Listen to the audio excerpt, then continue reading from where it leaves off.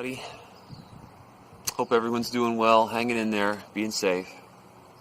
I know I'm wearing a do-rag. I don't know why. It's just a prop, like a male peacock searching for attention by displaying his feathers to a female. I don't know what I'm trying to accomplish. So, I know a lot of people right now are out of work, either unemployed or they've been sent home. And that got me thinking that maybe we should talk about the bad jobs we've had in life, the ones we wouldn't mind staying home from. And I've had a few jobs that were less than great, but I've only had one truly terrible job, and that was the first job I ever had.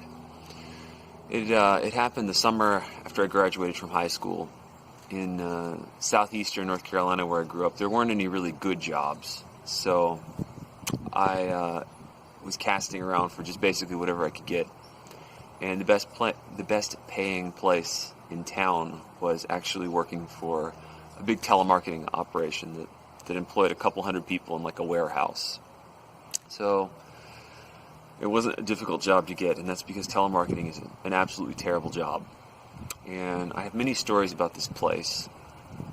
But to really understand why telemarketing sucks so bad, you have to understand, maybe it's easier to understand it from the customer side. So no one likes telemarketers because they don't take no for an answer and they bother you, right? I mean, you get a call, they ask, do you want to buy this, whatever, long distance plan? You say no, they throw some crap back at you, you say no again, you get really angry, you start to yell at them, and they take it, and then, finally you just hang up on them, right? Well, the reason they don't take no for an answer is because they're not allowed to. The training they give you, they tell you that you have to be told no 3 times before you can give up. And if you don't take no 3 times, you can get in trouble. And the reason that they have to persist is because most times the telemarketer themselves is being recorded by their boss. It's sort of like a panopticon, where you never know if you're being listened to by your supervisor or not. So you have to be, an unwilling dick every time you call. So that's the flaw in the system, but, they basically force you to push. It's a terrible job. I'll talk more about it in greater detail later. But I was hired as part of a class, and I want to talk about another member of the class I was hired with. About 15 of us were brought in at the same time, and we were basically taught to read this script. And the company that we worked for was doing business-to-business sales. We weren't calling consumers. We were calling other businesses and trying to sell them business products. In this case, we were trying to sell Pitney Bowes mail meters. There were these little meters that you would weigh like oddly weighted packages on, and they would print out the right amount of postage. It's low tech now, but even then, not many people had use for it. So our goal was to sell 1 meter every 2 hours, and very few people could do it. So you would get 99 rejections for every sale you would close. So the 15 of us were given this script to click through. You would literally read the first line, the opener, and then depending on what they say, it would hit a button, and it would take you to a next thing to say. And you learn the script in like an hour, and it just became soulless zombie work. But occasionally you would make a sale, and that's the way it works. So we go through the training, they teach us how to read the script, and after like a day of training, they put my class of like 15 people out in this special area where these 2 supervisors sort of sit on us and try to coax us in real time to help make sales.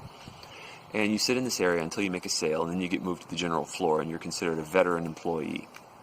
So I make a sale after a couple days. Most everybody makes a sale after the first week. After 2 weeks, there's one guy in our class who hasn't made a sale yet. This is a guy named Tim. We'll call him Tim. Tim is not good. He's just not cut out for even this relatively simple job of telemarketing. So at this point, they hire another class because they have massive turnover at this place. And Tim is sort of socially promoted to sit with us. And Tim just can't close a sale. And the supervisors are leaning on him harder and harder. And Tim is not the brightest guy to start with. But the supervisors literally start sitting on his shoulder, and they're giving him suggestions in one ear as he's talking to a client in the other and trying to read a script, and it's more than he can handle, so it's actually making him worse. So Tim goes like 4 weeks without a sale, and he's trying, but he's just not ever going to sell anything. He's a horrible telemarketer, which is not a bad thing in my book. So one rare day, Tim is sitting next to me, and the supervisors are not there. So Tim is doing normal pitching, and the way it works is you don't control who you call. A computer dials the number for you. And I'm sitting talking to someone, like literally I've drawn 60 boxes, one for each minute for the hour, and I'm crossing them off one by one. This is how bored I am. Tim's next to me talking away, and I can kind of hear what he's doing. Tim gets a sports memorabilia shop in California, I think, and he gives his pitch and he gets rejected. And then he goes, "Hey, hold on a second. You got those Topps 97 basketball cards in yet?" And I'm thinking, whoa, that's innovative. Tim's trying to sort of engage the owner in small talk before he, maneuvers back around for a sale. It's a slick move. And he starts talking to him about these cards that he's interested in. And something I've never ever seen before happens. Tim gets reverse telemarketed and decides to buy something from this store. So Tim reaches into his wallet to get his credit card to order this stuff over the phone. And it just so happens that the supervisors were listening to Tim's call and hear him get reverse telemarketed. Because in the distance, this door flings open and our two supervisors, these two beefy southern women,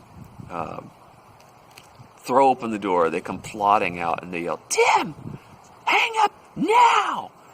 And they're hustling across the floor, but they're out of shape, so it takes a while. And Tim sits back for a second. He kind of half looks at me. He looks at them, and you can just see Tim's done. He's finished. He decides to ignore them, and he's gonna buy these, whatever he's trying to buy. And then Tim pulls out his credit card, and he's reading it into the phone, and the two supervisors reach him, and they start screaming at him to hang up now. And he's ignoring them, and because they're so loud, he has to increase his own volume. So they're screaming at him, and Tim is now screaming his credit card number basically as loud as he can in a room full of people who are bored out of their minds. We all know the supervisors aren't listening to us now, and work is ground to a halt. I have my hand on the hang-up button, just so the computer won't dial, so I can see this play out. So Tim's screaming his credit card number. They're screaming at him. It's just Tim's ignoring them, and a wrinkle in the situation occurs when Tim's credit card is declined. So Tim is now screaming at the owner of the shop on the phone. They're screaming at him. It goes on and on and on until Tim gets frustrated, yells, "Fuck it!" slams down the phone, gets on he jumps up on his chair, and he points down at the supervisor and he goes, "Fuck you!" Points at the other supervisor, "Fuck you!" He's on a roll. He turns. I'm sitting there. He points at me and I go, "What, man? We're bros." And he goes, "You're cool. I'm Batman." Then he jumps off and just walks out. It's a legendary exit. Tim, if you happen to watch this, still remember. I'm out.